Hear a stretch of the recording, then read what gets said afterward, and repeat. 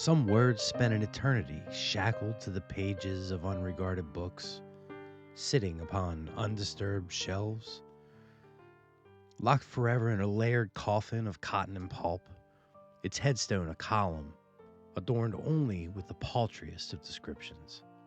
Title, author, publishing house. How utilitarian. When you stop to think about those words that have never been gazed upon, or at least only observed by a piddling amount of souls, there's a certain unfortunateness to it. I bet you thought I was going to say sadness. Well, no. Sadness, in my opinion, when it comes to the written word, can be felt for the more ubiquitous works. Words that have been read and read by countless eyes. Those eyes absorbing the stories that they have to tell, only later on for the reader to have their memory and their meaning stripped from his recollection. It is for the books we read whose content we can recall as the big picture, but never remembering the brushstrokes used to create that picture. A similar not-so-eloquent thought popped into my head while I was looking through all my old Ravenloft books. I remember them, but I don't recall them. All the stat blocks and characters and little sidebars of useless information on running a game, the town names and the NPCs and their motivations, all soaked up in my brain as a child. All of it blends in the memory to create what I guess would be called my style. Feeling the urge to once again recall the brushstrokes, I pulled out a copy of an off-malign Ravenloft module. Sundering its cotton and pulp coffin, I read the words that I had not seen in at least a few decades, and to my surprise, there was no recollection. It was as if the texts were all new to me, so I absorbed it as if it were. I caught a sidebar paragraph. As I read down the page, I was taken aback. Surely there was no way that this was always here. After all the Grand Conjunction campaigns, the Grim Harvest, even after Curse of Strahd exploded, I never thought I would see something truly innovative again. But there it was, locked in a layered coffin of cotton and pulp, shackled to this book's unregarded pages. There it sat, a secret Ravenloft adventure.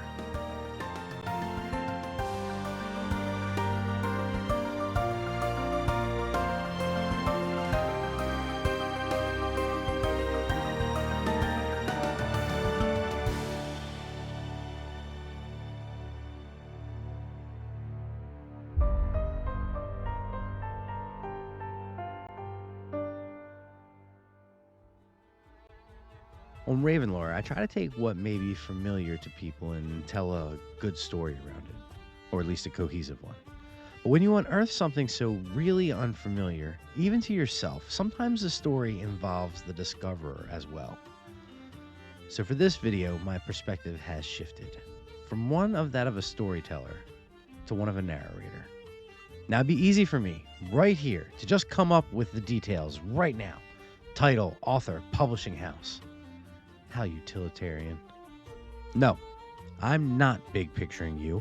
You deserve better. You deserve brushstrokes.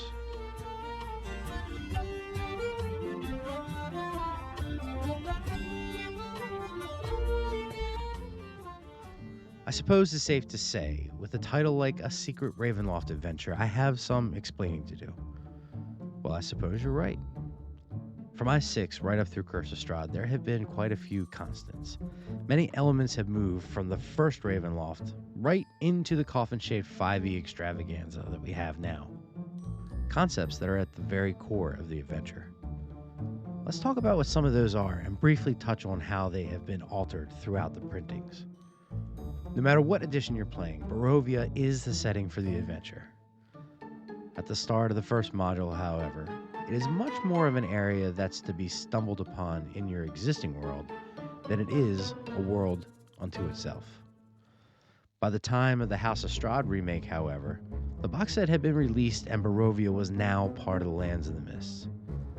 Speaking of the Mists, they are ever present as well. Starting out as a fog that Strahd could use to keep the villagers from leaving the town, it eventually morphs into what we know and love, that all-encompassing fog. that can literally choke the life out of you. It's a trope that TSR loved to use back in the day, with it appearing in several different modules, not the least of which was Castle Amber. Speaking of castles, the titular castle is there, Castle Ravenloft, filled with its haunted crypts and hidden vampire brides. In fact, very little has changed in the design of the actual structure, but what fills it has always been subject to addition restrictions and guidelines, and of course, a little poetic license. Strahd still murders his brother in a futile bid to win the heart of his betrothed, only to have her jump from the castle walls. Her demise sealing the vampire's pact with death and forcing poor Tatiana into a reincarnation hell cycle. The Burgermeister's letters gets intercepted and forged. An invitation to dinner is sent, and for some reason usually accepted. I could go on, but it's because of all these carried over elements that the game still more or less runs the same no matter which version you pick up. But by far the most iconic of these elements is Madame Eva. In all printings and reprintings of this adventure, Strahd and her maintain their special relationship. Now, this special relationship extends from her to the DM as well. Not only is she a character in the story, but she serves as the foundation that the Game Master builds his entire campaign on. Allow me to elaborate. As a Vistani, she has the ability to read and understand the Tarokka deck. Bringing the players into her caravan, she will sit them down and perform a reading. 5 things will be determined at this time: the locations of the holy symbol of Ravenkind, the Tome of Strahd, the hilt to the Sun Sword, and even where they can find the Devil Strahd himself. Finally, his true motivation will also be determined. This is as much for the DM as it is for the players. Until this point, even the Dungeon Master is unaware of how the adventure will be set up. Without this encounter, the whole game just doesn't work. Now, it's important to lay all this out and have that fresh in our minds as we talk about what I discovered. Because while it doesn't fundamentally change the way the game is run, mechanically speaking, it's the way those mechanics are implemented that takes this familiar adventure and changes it into something completely unique. A Secret Ravenloft adventure, tucked away and forgotten for decades. But what exactly is it? And in what layered coffin of cotton and pulp did I stumble across this forgotten brushstroke? To find that answer, we need to go back, wait, a little forward and to the left. There's our coffin.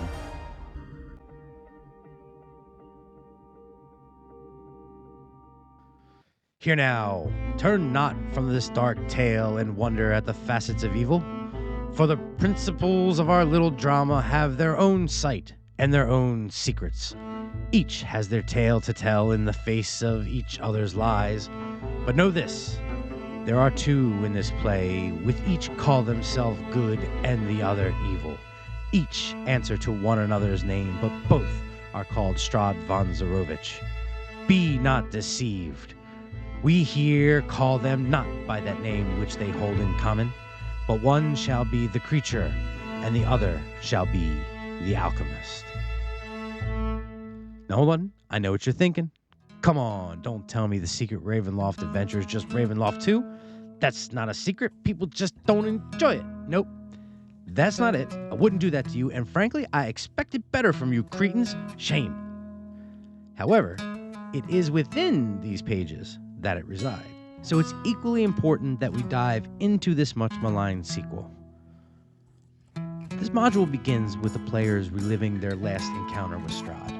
The DM reads the following. You have been defeated. You see the dark, twisted visage of the vampire moving toward you, his hands outstretched. You cannot move. You cannot scream. He smiles at the terror in your eyes, his hands reaching out toward your throat as he seeks to steal the last of your life from you. As you suddenly awaken, sitting, you bolt upright in your bed, the dying echo of your screams resound around you. It seems so real, the great towers of some place called Ravenloft, the misty veils and the terrible tragedy of a man who sold his soul to unlife. In the game, the players are struck down with a mysterious fever shortly after arriving in Mordenshire. They have spent the past 3 days bathed in delirium, sweating and screaming in their beds. No spell could cure them, no doctor could ease their suffering. It was as if some sort of mystical, magical malady born from the land, a property of this place and time, had spread across them like a tendril of the oppressive evil that slides across the misty moors. A delirium that they, the players, will be subject to randomly throughout this adventure. After awakening in the rooms, they find that all their gear is missing. Now, it's never hard to find, but it's important to the plot because it allows the players time to talk with all the people of Mordenshire and develop what would be a baseline of interactions. A baseline which will be important later when the people of the town begin to get replaced with the souls of other evil, unnatural creatures. It gives this adventure a real Invasion of the Body Snatchers feel to it, but we'll come back to that in a minute. What's the main plot of the adventure, you ask? Well, before they were stricken with delirium, they were summoned to Mordenshire by Lord Weathermay. When they eventually meet with him, they'll discover that about a year ago, an affluent alchemist named Count Strahd von Zarovich moved into the mansion on Griffin Hill with wagon loads of heavy equipment in tow. For what purpose, nobody really knew. After developing a relationship with Lord Weathermay's daughter, Virginia, he ended up asking for her hand in marriage. Lord Weathermay was more than happy to grant his blessing. However, during a savage storm, a terrified Strahd fled Griffin Hill, stricken with delusions and night terrors. The same would haunt Virginia. Neither of them would ever return to Griffin Hill. Lord Weathermay will task the players with investigating the mansion, leading the players to uncover all sorts of hidden horrors. There are two very separate, very real versions of Strahd in this adventure, the Alchemist and the Creature. When the Alchemist took up residence in Griffin Hill, he did so to construct the apparatus, a device capable of taking a person and splitting them into two parts, one good, one evil. It is also capable of taking two creatures and transposing their souls. This is the method by which all the townspeople will begin to get replaced with the souls of the monsters. Strahd was convinced that the apparatus could take the evil parts of a man's soul and destroy it, never giving thought to where that evil would go once it was sundered. It would turn out that that evil could manifest in physical form. That's what gave rise to the Creature. Now that Strahd the Creature exists, he has his own goals and his own allies, and he will seek to destroy the good alchemist and all that he loves. The players will have to search through town in ever-worsening conditions for clues as to the real relationship between the two Strahds. Under a ticking clock, more and more of the townspeople will become turned, making the amount of people the PCs trust shrink by the day. When searching Griffin Hill, they will discover diary pages that detail what happened thus far and how the apparatus functions and the parts necessary to operate it. The players, with or without the help of the Alchemist, must locate the missing items and the now missing apparatus and somehow destroy the Creature for good, all the while suffering from bouts of delirium and visions of the events of the first Ravenloft. And like the first Ravenloft, when you're a DM and you got items that need placement, you get by with a little help from your friends.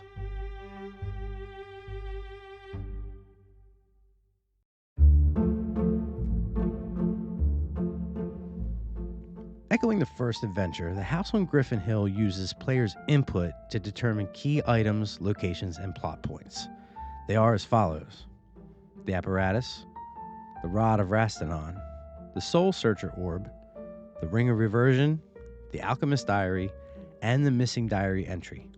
They will also determine the guise of the creature and his goals. This time around, the information is disseminated through a trip to the Mesmerist.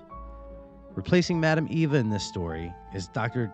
Germain Dionere, resident physician for the Sawbridge Sanitarium. He will invite the players to a hypnosis session to try to discover the reason for their recent bouts in delirium. In this game, this is performed using a card system and what could be a real fun call and response role-playing session. The DM hands out these numbered cards to any player who chooses to be hypnotized. The doctor will begin the countdown from 8 to 1. This corresponds to the number on the cards that were just handed out. After each number read aloud, the DM will ask a question. The player will then read the line from the front of the card, followed by the question from the DM. Flipping the card over, the player will pick a response from the ones on the back. That response will be logged by the DM, and the item that it corresponds to will find its way into the in-game world. Same for the creature's goals and who he's embodying. Now that's something to consider. The creature can take many forms. He can be a perfect split from the Alchemist and an exact copy in physical form, only more darkened, more twisted. It can possess Virginia Weathermay, taking control of her body when she's subject to one of her delusions.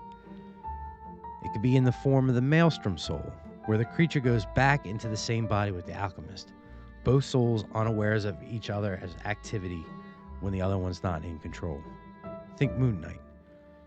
He could possess Mistress Ardent, Lady Weathermay's personal attendant, or even possess Lord Weathermay himself, controlling his mind from the shadows during the day and terrorizing the town at night, feeding at the twilight of a new dawn before returning to Heather House and reassuming his guise as Lord Weathermay. The other mechanic that I touched on and wanted to come back to was the transpossession of the townspeople. When I was reading through this, I was kind of shocked at how many variables could impact a single game session. None more so than the converted townspeople. Using the apparatus, the soul of one creature can be transposed with the soul of another. Once imbued, the victim will begin to display the traits of that creature that now inhabits it. Likewise, the creature would begin to act like a townsperson. You can have a lot of fun role-playing a gargoyle who thinks it's a tailor, or a farmer in a field crying uncontrollably because a wailing spirit now inhabits her body. It does raise an interesting dilemma for the players, though. Once they figure this out, how could they condone hacking and slashing the bad guys? They may just end up being poor victims. Their focus may change into figuring out how to switch them back and find out who in the town actually inhabits their body. It could be a real mess. It's a really intriguing mechanic. But it's not what really blew my mind. It's when I came across the epilogue of the module. I caught a sidebar paragraph. As I read down the page, I was taken aback. Surely there was no way this was always here. After all the Grand Conjunction campaigns, even after Curse of Strahd exploded, I never thought I'd see something truly innovative again. But there it was, locked in a layered coffin of cotton and pulp, shackled to this book's unregarded pages. There sat a secret Ravenloft, the dreams of Barovia.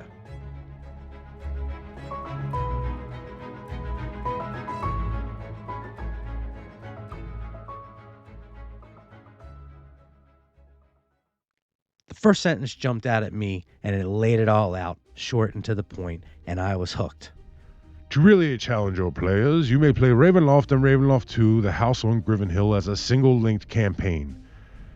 Instead of playing the modules separately in order, your players will explore the two simultaneously. Wait, what?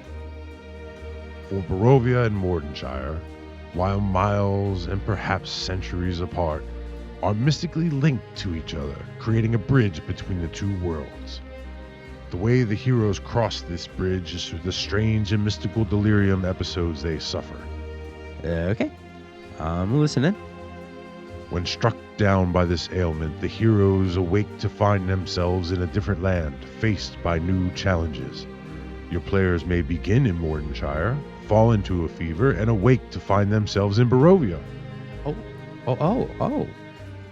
Then, after adventuring for a time, they suffer a relapse and regain their senses in Mordenshire.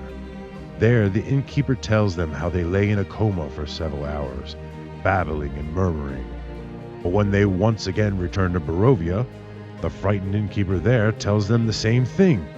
Oh, mindfuckery. Got it. Love it. The heroes will never know which world is the dream and which is real. Bingo. That is one of the decisions you must make. You may make one of three choices: that Mordenshire is the real and Barovia is a fever dream, that Barovia is real and Mordenshire is not, or that both worlds are parallel and equally real. Boom. Boom. That's it. That's the winner right there. Now you're talking. In the dream world, the normal rules still apply. However, if the characters defeat Strahd, it will have no effect on the other world and vice versa. If Strahd is not slain in both worlds, he will rise from the dead and have fled to another form when the PCs return. However, if both worlds are real, then Strahd, like the characters, are crossing back and forth. Yep, that's the ticket. Coexistence. If he is defeated in one world, he is defeated in both. This gives the heroes more opportunity to defeat him.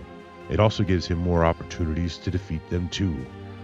While in either world the heroes can suffer damage and die, should a character die in the dream world, he will also be dead in the real world. Half of all the hit points that are lost are regained each time the PCs move from one world to the other. The remaining wounds sustained in one transfer to the other. The creature will recover all lost hit points in this manner though. Time spent in fever does count as rest, thus the characters can regain spells and heal damage normally. Items gained in one world will not be transferred to the other with the exception of the character's starting equipment and the special items required for each adventure. Since both adventures make the use of special items that are randomly placed, you can mix the items the two adventures together. Thus the Sun Sword of Ravenloft may be hidden in Griffin Hill, while the diary entries of the Alchemist may be somewhere in Castle Ravenloft. If you do this, you will need to alter the clues that the heroes receive to give them a chance of finding each item. Special items, then, could be carried from one world to another. After all, the diary entries will be of little use in Ravenloft.